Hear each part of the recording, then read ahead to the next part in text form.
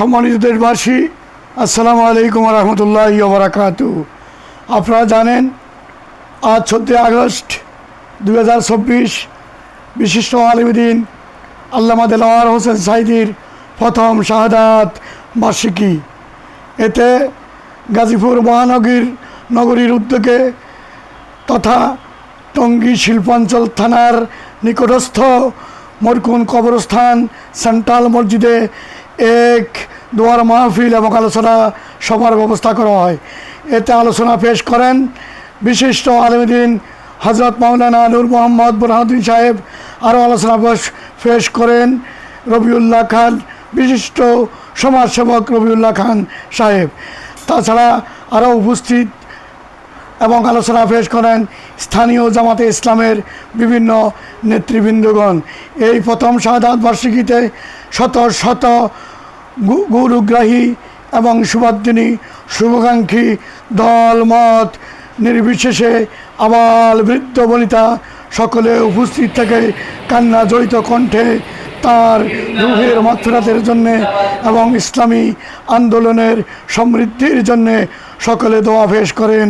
আসসালামু আলাইকুম। আমি জানি না, তবে একটা দাবি করে যাব, আমি সাঈদী আল্লাহর এক নগণ্য গোলাম।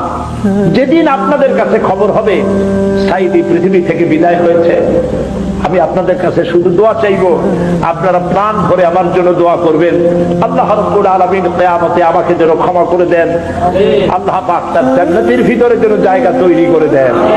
আমি শুধু আপনাদের দোয়া চাই। কিয়ামতে আমি চাই যারা আমাকে ভালোবাসলেন, যারা আমাকে মহব্বত করেন, তাদের সংখ্যা আমি জানি অনেক অনেক অনেক বেশি। আমি আল্লাহকে বলবো, আল্লাহ আমাকে যারা ভালোবাসে তারা আমার মায়ের পেটের ভাইরা, এক জেলার মানুষ নয়, অথচ আমাকে ভালোবাসে শুধু দিনের জন্য। আমি আল্লাহর নামে কসম করে বলছি, আল্লাহ তোমার জাতের কসম, তোমার ইজ্জতের কসম, তোমার সম্মানের কসম, 1971 সনের এক ফোঁটা পানি বা কাদা আমার গায়ে লাগে নাই, লাগে নাই, লাগে নাই। আমার শুধু কাজ ছিল কোরআনের প্রচার করা। নাস্তিকবাদীরা সহ্য করতে পারে নাই, জালিমরা বরদাস্ত করতে পারে নাই, যার জন্য আমাকে বন্দী করে রেখেছে। আমি শাহাদাতের তামান্না করি, আমি শহীদ হতে চাই, তবে চোর ডাকাত ইত্যাদির বদনাম নিয়ে মরতে চাই না। আমি কসম করে বলছি, আল্লাহ তোমার জাতের কসম, তোমার ইজ্জতের কসম, তোমার সম্মানের কসম, 1971 সনের এক ফোঁটা পানি বা কাদা আমার গায়ে লাগে নাই, লাগে নাই, লাগে। কারাগারে কাটালে 13টি বছর, বাতিল কেঁপেছে তোমায় দেখে থর থর। কারাগারে কাটালে 13টি বছর, বাতিল কেঁপেছে তোমায় দেখে থর থর। আমরা সবাই এখানে যারা আছি, আমরা সবাই আল্লামা সাঈদী রহমতুল্লাহ আলাইহিকে কলিজা দিয়ে ভালোবাসি। এবং আমাদের সাথে যিনি বসা আছেন, ওনাকে যখন দেখি আমার সত্যি মানে হৃদয় অনেক ব্যথা অনুভব হয়। আল্লামা সাঈদী রহমতুল্লাহের কথা আমার মনে পড়ে বেশি, এমনি সবসময় মনে পড়ে, কিন্তু যখন ওনাকে দেখি তখন বেশি আবেগে আপ্লুত হয়ে যায় আর কি।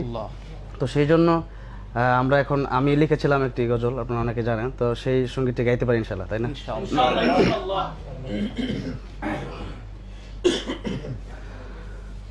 আল্লামা সাঈদী তুমি মরণী, শহীদ হয়েছ তুমি এটাই জানি।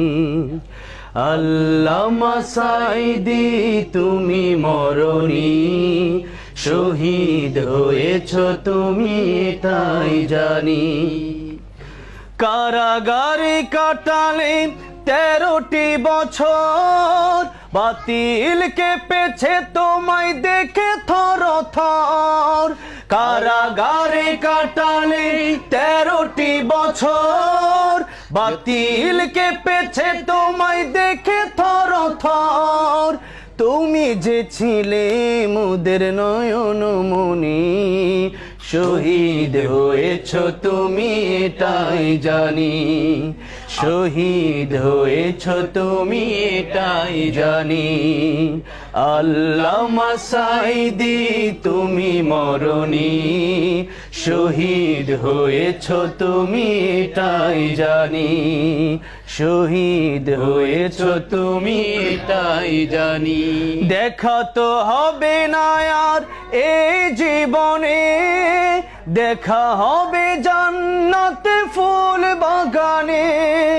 দেখা তো হবে না আর এই জীবনে, দেখা হবে জান্নাতে ফুল বাগানে।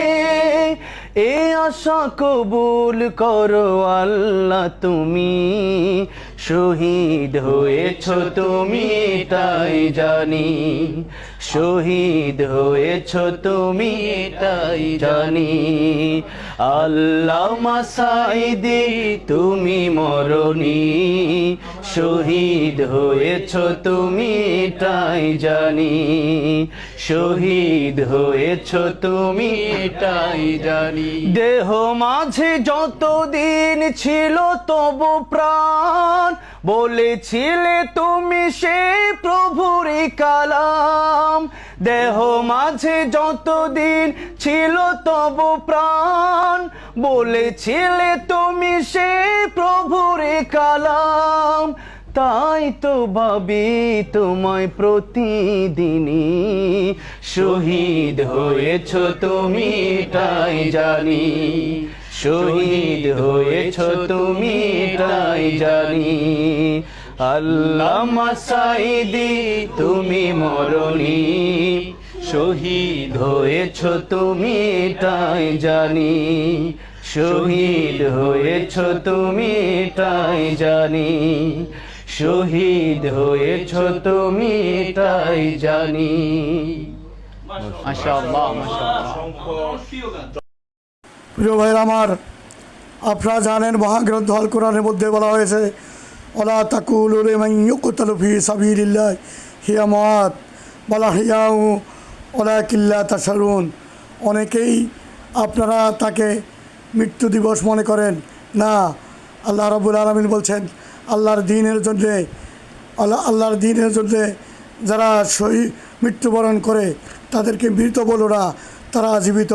আমরা তাই আমাদের ঈমানের দাবি আমরা মনে করব, ইরজিই ইলা রাব্বিকি রাদিয়াতাম মারদিয়া ফাদখুলি ফি ইবাদি ওয়াদখুলি জান্নাতি। তিনি জান্নাতের সমান আসনে তিনি আসীত হয়েছেন।